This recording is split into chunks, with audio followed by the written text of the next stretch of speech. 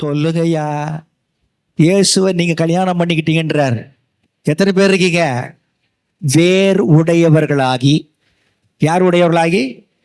அவன் சிலுவையிலே தோற்கடிக்கப்பட்டான். இயேசு அவன் தலையை நசுக்கினார். ஆமே சொல்லுங்களேன். அதனால தான் சபை மணவாட்டி என்று அழைக்கப்படுகிறது. எத்தனை பேர் இருக்கீங்க?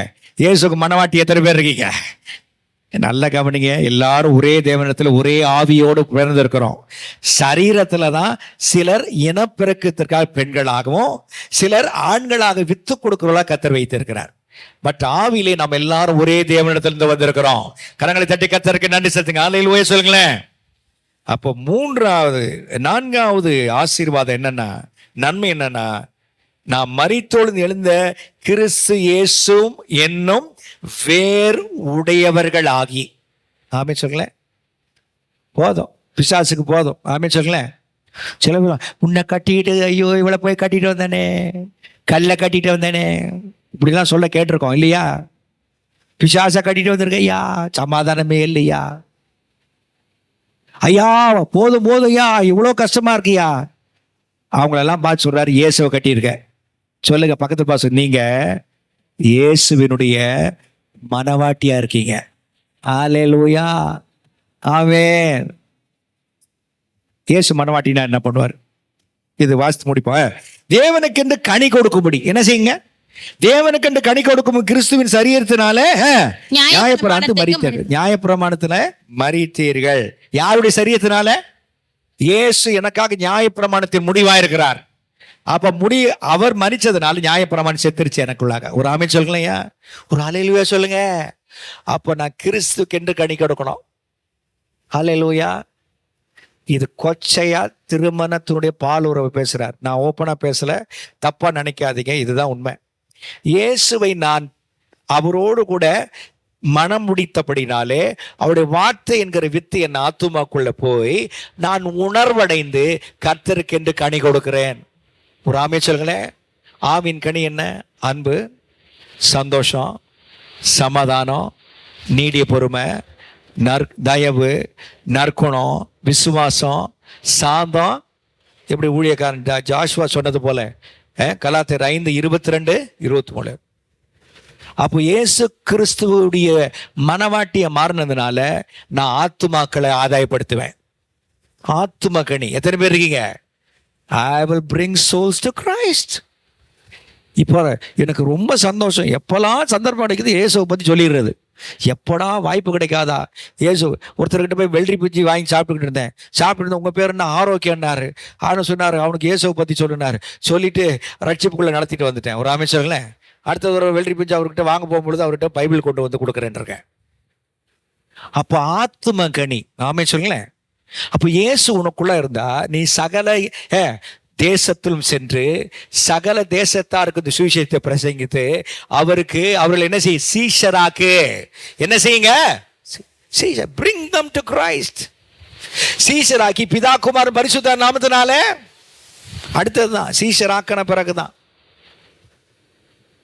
அவர் சொன்னார், நான் சார் அந்த ஆவூருன்னு ஒன்று இருக்காமா இங்க மண்டையூர் தாண்டி அங்கே பக்கத்தில், அங்கே ஒரு மாதா பேர் சொன்னார். 21 மாதா அது வாயில் வரமாட்டேறது.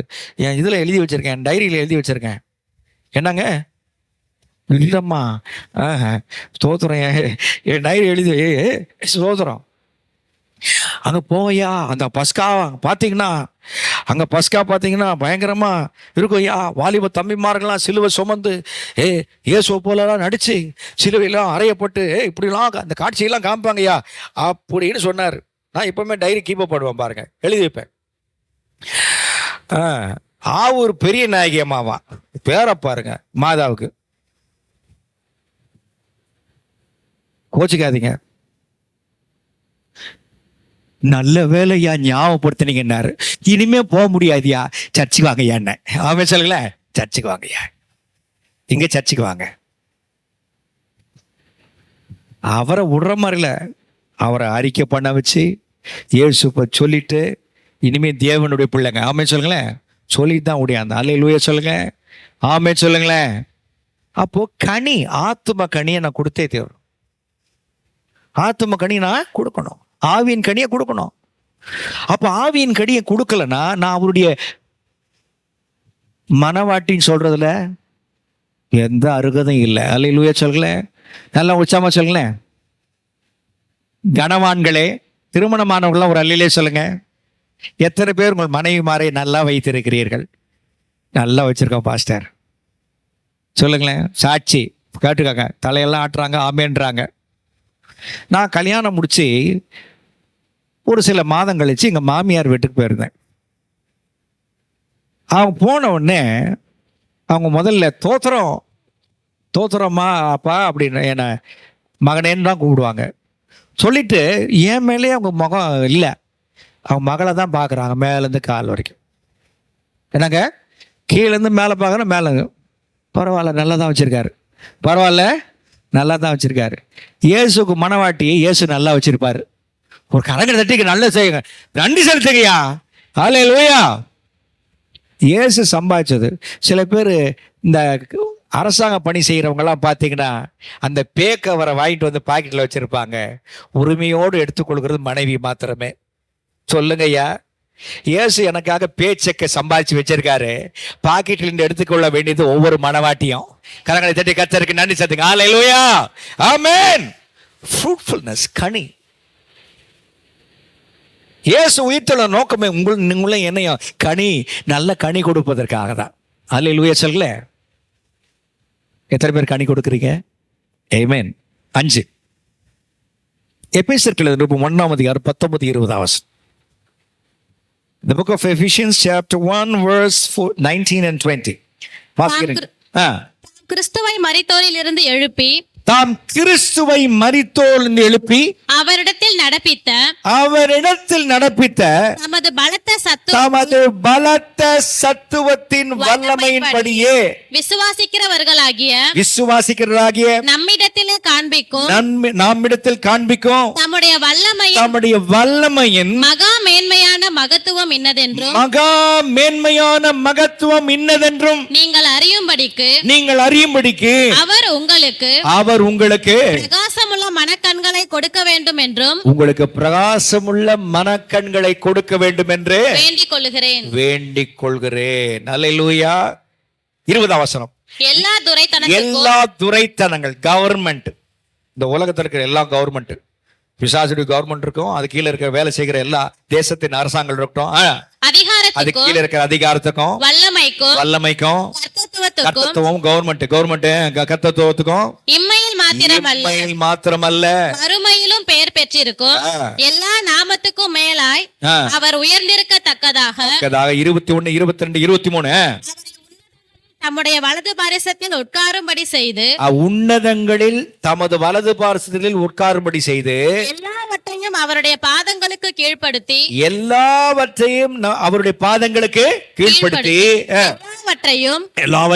எல்லாவற்றாலும் நிரப்புகிறவருடைய நிறைவாகிய சரீரமான சபைக்கு அவரை எல்லாவற்றிற்கும் மேலான தலையாக தந்தருளினார். ஒரு ஆமென் சொல்லுங்க. அல்லேலூயா. இயேசு யாரு? நமக்கு யாரு? கணவர்னு பார்த்துட்டோம். இயேசு யாரு? எனக்கு தலைவர், தலை. ஒரு ஆமென் சொல்லுங்களேன். சபை சரீரம், உன்னதங்களை, நீங்க பூமியில நம்ம உட்கார்ந்தாலாம் உன்னதங்களை இயேசுவோடு உட்கார்ந்து இருக்கிறோம். அவருடைய காலு கீழே பிசாசின் சக்தி எல்லாம் இருக்கு. சொல்லுங்கய்யா, ஆமென். சக்தி எல்லாம் இருக்கு. பிசாசை மேன்மைப்படுத்தாத, அதை நசுக்கி போடு. ஒரு ஆமென் சொல்லுங்களேன். பிசாசை மேன்மைப்படுத்தாத, அதனுடைய வல்லமையெல்லாம் ஒன்றுமே இல்லை. இயேசு தோற்கடித்தார், ஜெயம் பெற்றார், பிசாசின் கிரிகளை அழிக்கும்படியாக வெளிப்பட்டார் இயேசு. கரங்களை தட்டி கர்த்தருக்கு நன்றி செலுத்துங்க. 5வது ஆசீர்வாதம் பலன் என்ன? வல்லமை. சத்தமா சொல்லுங்க. என்னங்க? சத்தமா சொல்லுங்க. பக்கத்தில் பாசுங்க. வல்லமை சொல்றாரு இயேசு. வானத்தில் பூமியில் சகல அதிகாரம் எனக்கு கொடுக்கப்பட்டிருக்கு, ஆகையினால் நீங்கள் புறப்பட்டு போங்கள். விசுவாசிப்பனால் உண்டாகும் என்ன அடையாளங்கள் ஆவன? மார்க்கில் வாசிக்கிறோம். என் நாமத்தினாலே பிசாசுகளை நவமான பாஷைகளை பேசுவார்கள். சாவுக்கு ஏதுவான யாது ஒன்றை உங்களுக்கு குடிக்க கொடுத்தால் அது உங்களை சேதப்படுத்தாது.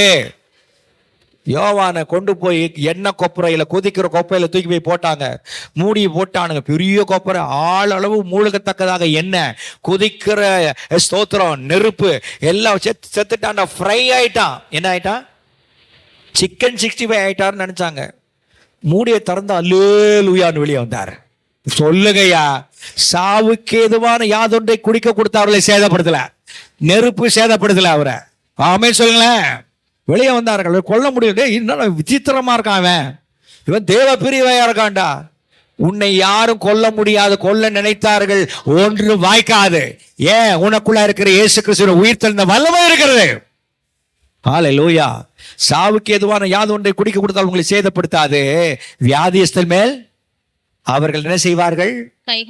சுகமாவார்கள். வல்லமை. ஹல்லேலூயா சொல்லுங்களேன். சொல்லுங்கள், இயேசு கிறிஸ்துவின் வல்லமை எனக்குள்ளா இருந்து நான் ஜெபிக்கிற ஒவ்வொருவருக்கும் சென்றடையும் இயேசுவின் நாமத்தினால. ஆமென் சொல்லுங்களேன். இப்ப இந்த வல்லமை உங்களுக்குள்ள இருக்கு, எனக்குள்ள இருக்கு. பவுல் ஜெபம் பண்றார் எபேசு மக்களுக்காக. ஐயா, உங்க வல்லமை அறிகிற அறிவு கண்களை தரங்கப்பா. அவங்களுக்குள்ள இருக்குன்னு தங்க. இங்க ஓடுறாங்க, அங்க ஓடுறாங்க. அந்த அவர் ஜெபம் பண்ணாங்க, இவங்க ஜெபம் பண்ணாங்க, அந்த சிஸ்டர் ஜெபம் பண்ணாங்க, அந்த பிரதர் ஜெபம் பண்ணுவாரு, அவர் எனக்காக ஜெபம் பண்ணா நல்லா கேட்கும். ஐயா, ஏக்குள்ளே வச்சிருக்கிறேன். ஆமென் சொல்லுங்களேன். இந்த வெண்ணெய் கையில வச்சு நெய் தேடின கதையாதான். நெய் நெய் நெய் வெண்ணெய் கையில இருக்கு, உருக்கு. அல்லேலூயா. நல்ல உச்சமா சொல்ல, அல்லேலூயா. You have the power. பக்கத்தில் பார்த்து சொல்லுங்களேன்.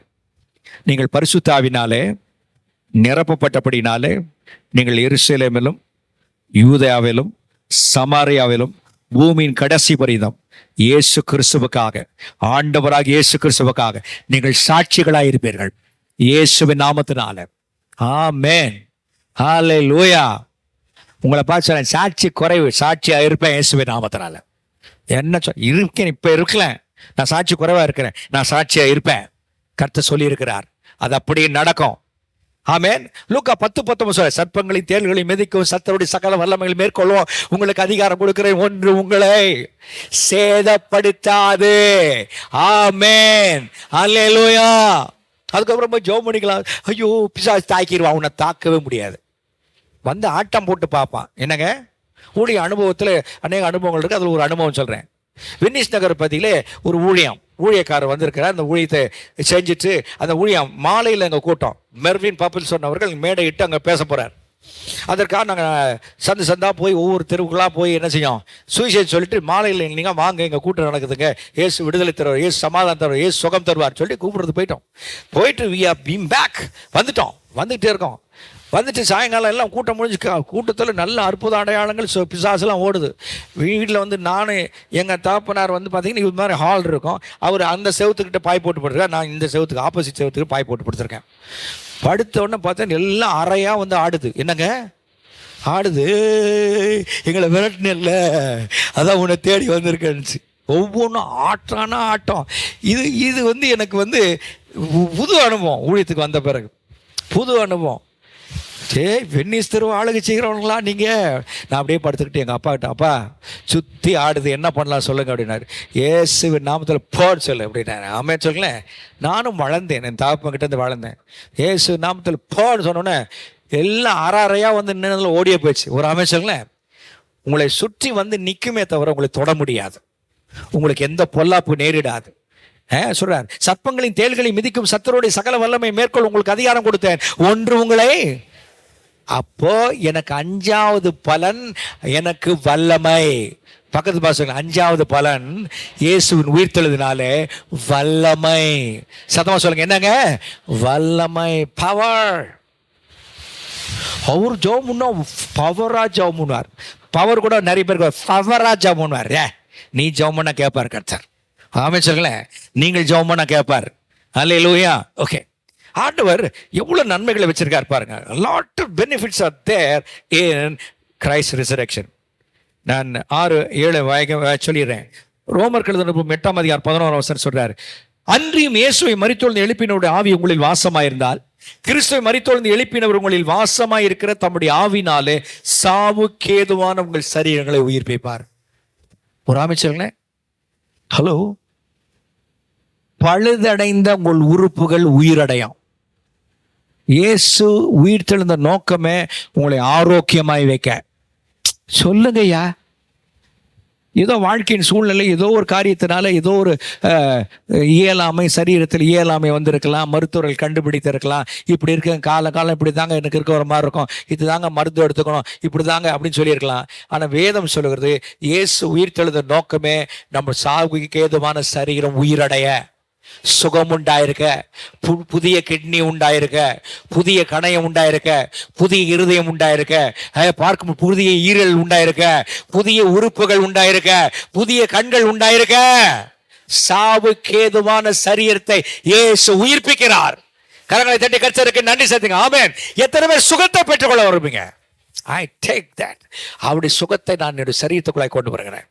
உயிர்த்தெழுந்த வல்லம் அவ்வளவு வேலை செய்யும். செத்து போன உடல், மரித்து போன இயேசுவை உயிர்த்தெழுப்பதற்கு பிதாவ தேவனுடைய ஆவி வல்லமை கிரி செய்து அவரை தட்டி எழுப்பும் என்றால் உங்களுடைய சரீரத்தை உயிர்ப்பிக்க வல்லவராயிருக்கிறார். ஆமென் சொல்லுங்களேன். அல்லேலூயா சொல்லுங்களேன். நீங்களே கையை வைக்கலாம். கை இயேசுவின் நாமம், இந்த நரம்பு மண்டலமே சரியா இயங்கு. இயேசுவின் நாமத்தினாலே சிந்தனை மண்டலமே சரியா இயங்கு. இயேசுவின் நாமத்தினால ஒவ்வொரு உறுப்புகள் சரியா இயங்கு. இயேசுவின் நாமத்தில் சொல்லி பாருங்க.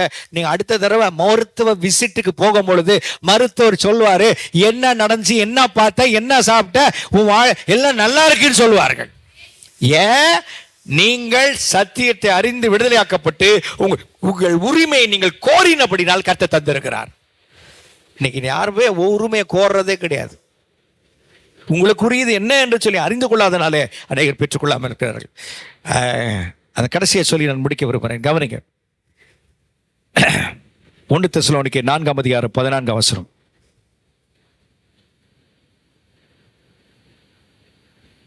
இந்த 4வது ஆசீர்வாதம் உயிர்ப்பிக்கிறது மாத்திரமல்ல, 7வது ஆசீர்வாதம் என்னன்னா, நீங்க யாரெல்லாம் முன்னாடி இழந்தீர்களோ, கிறிஸ்துக்குள்ள இழந்தீர்களோ, அவர்கள் எல்லாம் கூட்டிட்டு வர போறார். எத்தனை பேர் இருக்கீங்க? அல்லேலூயா.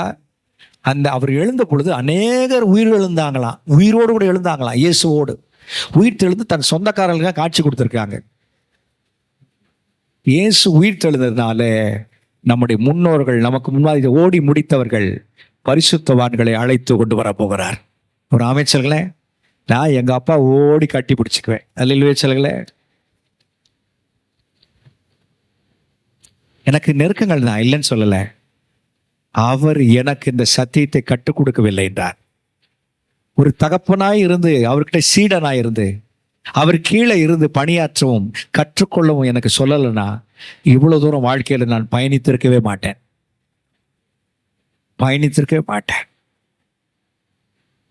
இயேசு, அதை வாசிங்கம்மா. இயேசுவானவர் மரித்து பின்பு எழுந்திருந்தார் என்று விசுவாசிக்கிறோமே.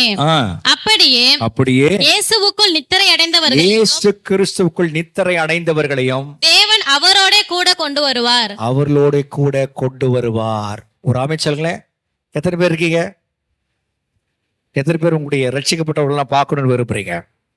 அமைச்சர்களே, இந்த இடத்துல ஒரு சத்தியத்தை சொல்ல விரும்புகிறேன். கிறிஸ்து அல்லாமல் மரித்தவர்கள் அவர்கள் நிர்பாக்கியர்கள். I am very sorry about the persons who died without Christ.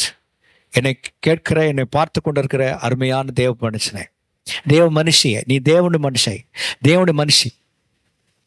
கிறிஸ்து இல்லை என்றால் உன்னுடைய வாழ்க்கையில் வெற்றி இல்லை. கிறிஸ்து இல்லை என்றால் பரலோகம் இல்லை. கிறிஸ்து இல்லை என்றால் வல்லமை இல்லை. கிறிஸ்து இல்லை என்றால் அவர் வரும்பொழுது உயிர்த்தெழுதல் இல்லை. என்னை கேட்குமான் மாறுங்களே, இயேசு மறுபடி வரப்போகிறார். எங்க அம்மாவை நான் பார்ப்பேன். எங்க அம்மா கஷ்டப்பட்டிருக்காங்க கிறிஸ்துவின் நிமித்தம். I'll see people who are gone before us. அல்லேலூயா சொல்லுங்களே. யோவானை பார்ப்பேன், எல்லாரையும் பார்ப்பேன். எத்தனை பேர் பார்க்க ஆயத்தமா இருக்கீங்க? இயேசு மறுபடி வரப்பாரு. உயிர்த்தெழுதல ஒரு புதிய மகத்துவங்கள் இருக்கு. கண்களை மூடி ஆண்டவர் நோக்கி பார்ப்போம். ஆண்டவர் நல்லவருடைய கிருபை என்றவள்.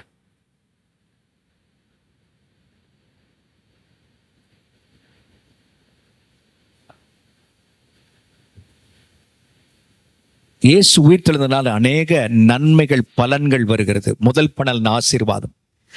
2, நான் குற்றமற்றவனாக நிறுத்துகிறார், என்னை நீதிமானாக்குகிறார்.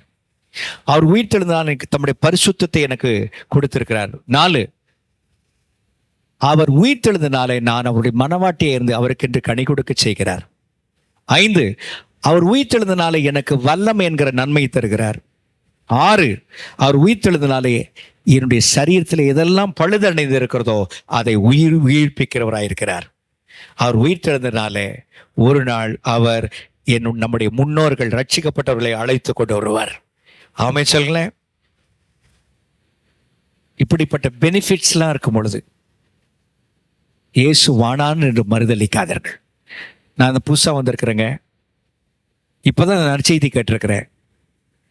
இந்த இயேசு எனக்கு தேவை என்று சொல்கிற உடைய வலது கரத்தை உயர்த்தி ஆரம்பிக்கலாம். புதுசு, ஐ ஆம் நியூ. இல்லை, ரட்சிக்கப்பட்டவங்க மறுபடி கை உயர்த்தவனா. இயேசு எனக்கு வேணும். இவ்வளோ வல்லமைகளை கொடுத்துருக்கிறாரே, இவ்வளோ ஆசீர்வாதங்களை கொடுத்துருக்காரு, நான் எவ்வளோ ஒதுக்கிட்டேன் ஆண்டவரை.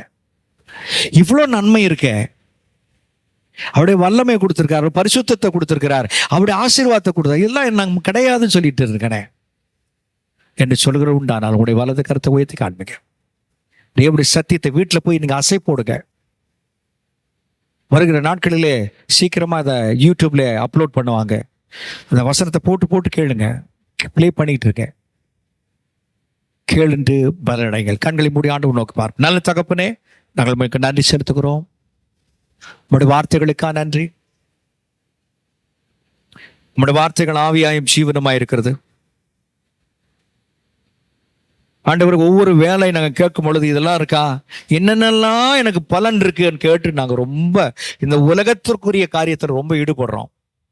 ஆனால் இயேசுவை ஏற்றுக்கொண்டதுனால, இயேசு உயிர்த்தெழுந்தனால எங்களுக்கு என்னென்னலாம் பலன் இருக்கு அப்படின்னு பரிசுத்தாவினை எடுத்து போதித்ததற்காக ஸ்தோத்திரம். அந்த பலன்களை நாங்கள் பெற்றுக்கொள்வதற்கு, ருசித்து பார்ப்பதற்கும் எங்களுக்கு ஒரு வெளிப்பாடு தந்ததுக்காக நன்றி. அதன் அடிப்படையில் வாழ்வதற்கு உதவி செய்யுங்கப்பா. We need your help. உங்களுடைய உதவி எங்களுக்கு நாங்கள் நாடுகிறோம். இயேசுவின் நாமத்தில் நன்றிகளை எடுத்து ஸ்தோத்திரித்து ஜெபிக்கிறோம். ஜெபங்கள் நல்ல பிதாவே, ஆமென், ஆமென். இந்த வேளை